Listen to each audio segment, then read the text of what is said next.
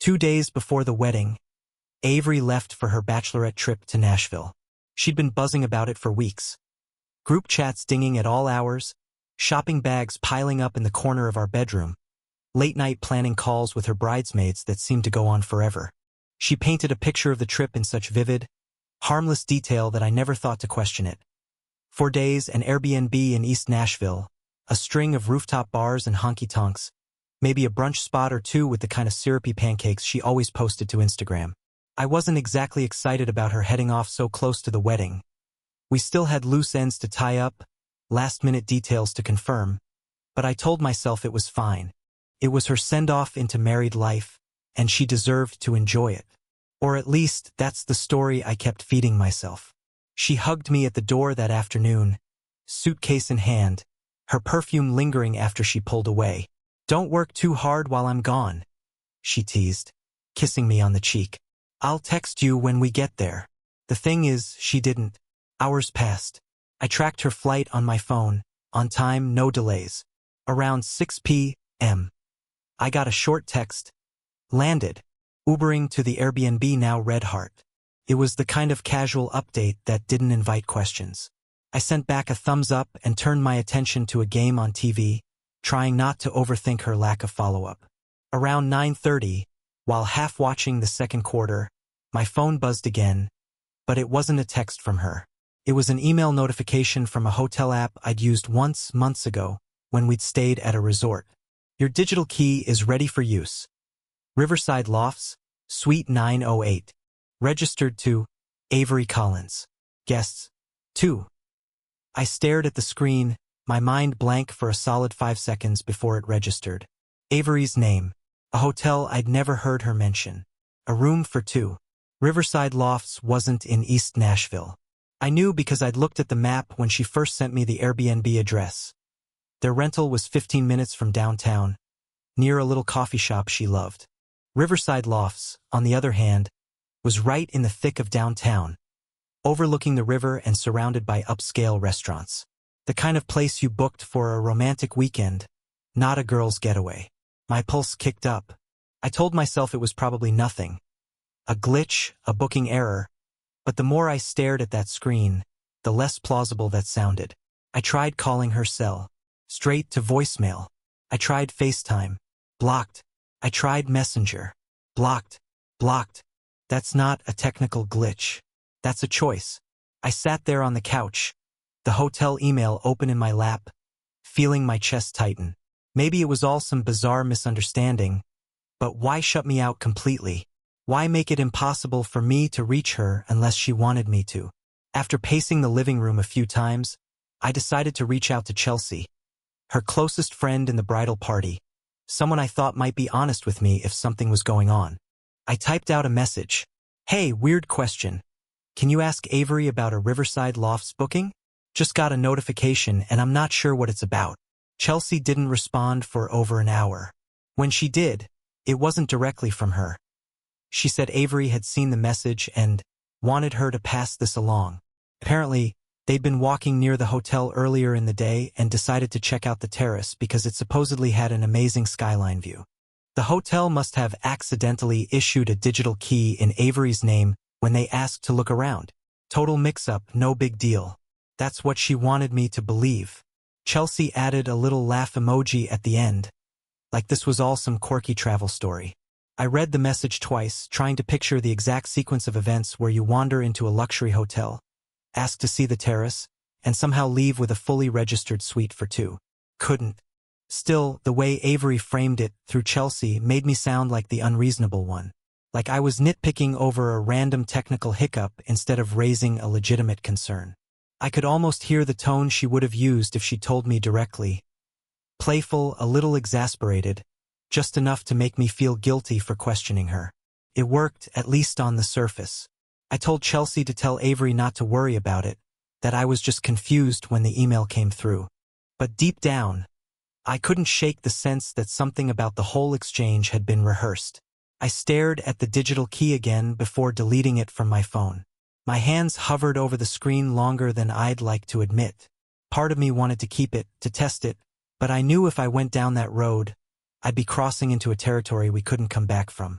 So I told myself to drop it. Let it go. Focus on the wedding, the life we were about to start together. But some part of me, the quiet voice I usually ignored, whispered that I'd just seen the first crack in the foundation. And once you see the first one, you start noticing all the others you missed. After the Riverside Lofts incident, I couldn't help replaying the past month in my head like a movie on repeat, pausing at moments that had felt normal at the time but now seemed off. It started with her meetings with the wedding planner. At first, they sounded legit. She'd come home talking about seating charts, floral arrangements, and whether the cake should have fondant or buttercream. But looking back, there was something hollow about the details, like she was reciting bullet points from someone else's conversation. I realized I'd never actually seen any proof of these meetings. No emails from the planner, no texts confirming appointments, no snapsh *TS of swatches or sample centerpieces. She'd just say, "It went great," then change the subject. Then there was the dress. A month earlier, she'd come home glowing after her final fitting, telling me it was perfect, exactly what I dreamed. She'd even spun around in our living room like a kid, laughing about how she couldn't wait for me to see it on the big day. That was supposed to be the last fitting. But 2 weeks later, she told me she needed to take it back in for one last adjustment, because something didn't feel right. She left with the garment bag that morning and came home without it that night, saying the boutique was keeping it for a couple of days.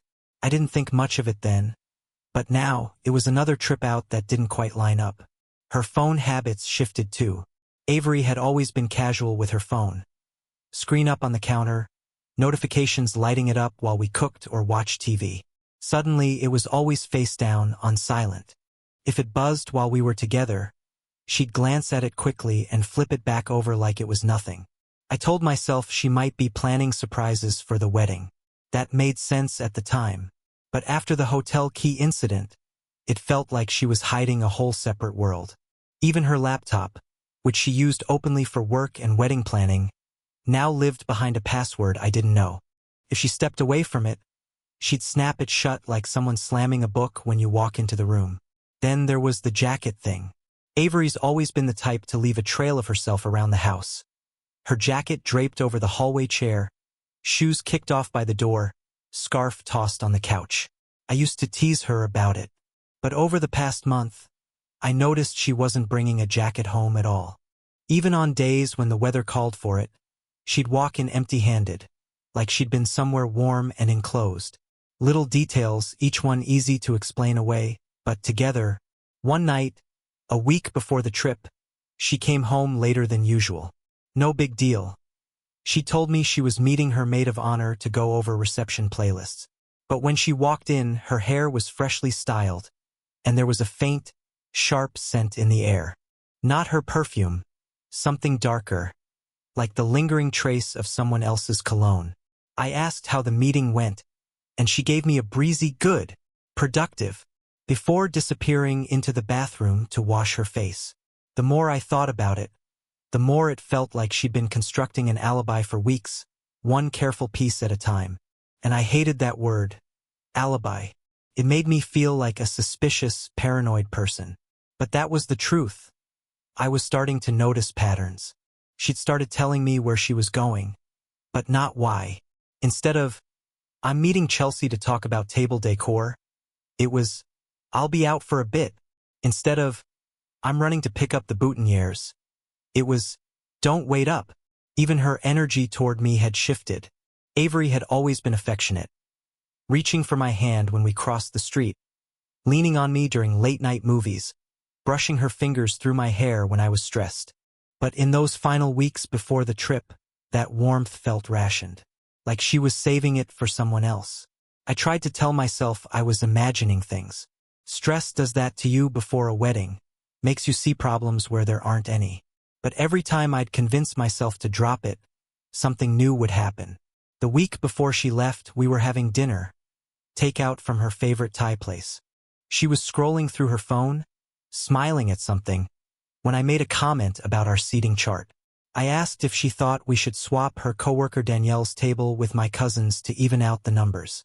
She didn't look up, didn't even acknowledge the question, just kept scrolling. When I repeated it, She startled slightly, like she'd been caught doing something she shouldn't. Yeah, whatever you think, she said quickly, then set her phone face down beside her plate. It wasn't that she didn't care about the seating chart. It was that she was somewhere else entirely, even while sitting right across from me. By the time she left for Nashville, I'd convinced myself that maybe we'd just been too wrapped up in wedding prep to notice we'd drifted. That once the vows were said, things would go back to normal. But the Riverside Lofts key was still fresh in my mind. The image of that digital confirmation, her name, a suite for two, and a location nowhere near her Airbnb, was burned into my brain. And now, as I looked back, the past few weeks felt less like random quirks and more like a slow, deliberate shift. Pattern of keeping me at arm's length. Pattern of hiding. I didn't know it yet, but that pattern was about to explode into something I couldn't explain away. The second night of her Bachelorette trip, I was still blocked. Every attempt to call or text Avery went straight to a dead end. No read receipts, no little typing bubbles, just nothing. I'd gone from being the man she was about to marry to a ghost she could shut out with a few taps on her screen. I told myself not to spiral. Maybe they'd all decided to go off the grid for the weekend. Maybe it was part of some over-the-top group activity where phones were put away. I didn't believe that, but I tried to. Then, at around 11:30 that night, my phone buzzed with a message from someone I hadn't talked to in months. Alex, an old acquaintance who worked in food delivery downtown. Hey, didn't know how else to say this. Thought you should see it. There was a photo attached. I opened it, and everything in me just dropped. The picture was taken from a rooftop, lit with string lights that glowed against the dark Nashville skyline. In the center of the frame was Avery, wearing a deep blue evening dress I'd never seen before. Her hair was styled in loose waves, the kind she usually saved for special occasions. But it wasn't her dress or her hair that hit me like a punch. It was the man beside her. Tall, black suit, hand clasped with hers. He was leaning in, his lips pressed against her temple in a way that was so casual, so practiced, that it made my stomach twist. On the small table next to them sat a silver champagne bucket, two flutes already half drained. Her left hand, the one holding her glass, was bare. The engagement ring I'd given her, the one she'd shown off to every friend and family member for months, was gone. The caption Alex had sent with the image was short. That's Riverside Lofts. Thought she said she was staying in East Nashville. I must have stared at that photo for 5 full minutes without moving, my eyes darting from her face to his hand to the empty space on her ring finger. When I could finally breathe again, I forwarded the image to Chelsea, telling her to make sure Avery saw it. I didn't bother with a message. The picture was enough. Minutes later, my phone lit up, not with Avery's number, but with a text from Chelsea. She says it's not what it looks like. Says they were just taking pictures for fun. Don't overreact. Not what it looks like. That tired line. I didn't reply. There was nothing to say. I set the phone down on the table and sat in silence, my mind replaying the image over and over. Her smile, softer than the ones she'd given me lately. The way she leaned into him, how comfortable they looked. That wasn't two strangers taking pictures for fun. That was int asterisk Macy. That was familiarity. The most haunting part was the absence of the ring. That tiny circle of metal had been a constant on her hand for nearly a year. She'd worn it while doing dishes, while running errands, even while painting the spare bedroom. She'd told me she felt naked without it. But with him, she wasn't wearing it at all. By 1 a.m., I'd made my decision. The wedding was no longer a question mark. It was over. I wasn't going to walk into a marriage pretending I hadn't seen what I'd seen. The next morning, I started making calls. First, the reception hall canceled the booking. No, I wasn't rescheduling. Yes, I understood the deposit was non-refundable. Then the photographer. Then the catering company. Then the owners of the property where we'd planned to hold the ceremony. I went through them one by one, my voice steady but cold, like I was reading from a script. Every time I hung up, the reality sank in a little deeper. We were done. Instead of spending the day finalizing music playlists or confirming seating charts, I found myself sitting in a quiet law office across from a family attorney. I slid my phone across the desk, the image still open. "This is why I'm here," I told him. He glanced at the photo, then back at me. "Do you want to proceed with legal action now, or wait until after the wedding date?" "There's no wedding date anymore," I said. By the time I left his office, the motions were in place. My phone was full of canceled contracts and notes from the lawyer. There was no more room for explanations, no more space for her to twist the truth.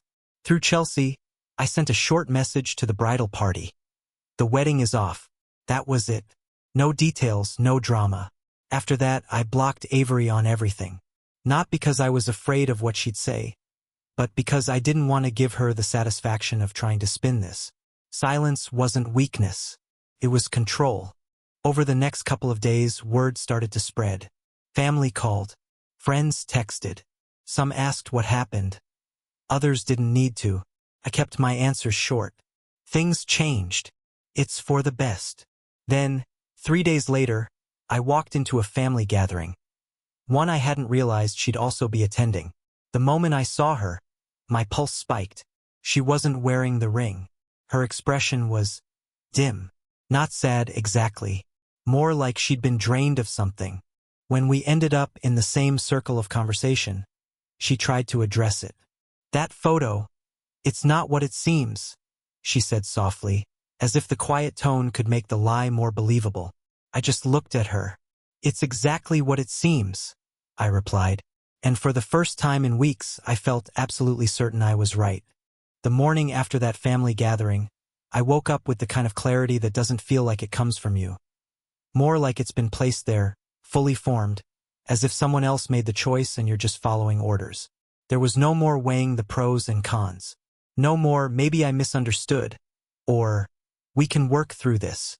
I'd seen enough, felt enough, and ignored enough red flags already. The wedding wasn't postponed. It wasn't on hold. It was gone. And now I had to dismantle everything we'd built for it. The first call was to the reception hall. I'd already spoken to them once, but now I made it final. "We won't be rescheduling," I said, pacing my kitchen with the phone wedged between my shoulder and ear. The woman on the other end was polite, even sympathetic, but her tone was the kind that had delivered bad news hundreds of times before. "We understand these things happen." The deposit was lost. I didn't care. It wasn't about money anymore. Next was the photographer. The one Avery had insisted on booking because she loved their style and didn't want to settle for anyone else. They'd been enthusiastic in every email, sending mood boards and Pinterest links. Now I was telling them not to show up. The tone on that call shifted quickly from cheerful to careful, like they didn't know whether to ask questions or just take the cancellation and move on. Then the caterer, the string quartet, the officiant. Every number I dialed felt like cutting another string, undoing months of work. But with each call, the knot in my chest loosened. I wasn't just standing still in the wreckage. I was moving forward, even if it was in the opposite direction from where I thought I'd be going. The final call that morning was to the owners of the property where the ceremony was supposed to take place. A little private estate with white fences and rows of oak trees. We'd toured it together last summer. Avery had walked ahead of me that day, turning in a slow circle to take it all in. "This is it," she'd said, her voice full of that rare, unfiltered excitement. Now, the woman who managed the property told me she'd open the calendar back up. "I'm sorry," she said gently. "I hope you're both okay." "Yeah," I said, though I didn't mean it. "Me too." After the calls, I sat at my kitchen table and went through the contracts one by one. It was like sorting through someone else's life. A life that had ended abruptly, leaving behind neat stacks of paperwork to prove it had ever existed. In between emails, I texted my attorney to confirm our next steps. He'd already *N drafting the documents to formally dissolve the engagement and protect my assets. "The sooner we file, the cleaner this will be," he wrote. It wasn't just about the money or the house or the fact that we joined our finances in anticipation of marriage. It was about setting a boundary, one that made it clear she couldn't drift in and out of my life at will. When I thought about telling Avery directly, I realized I had no interest in hearing her voice.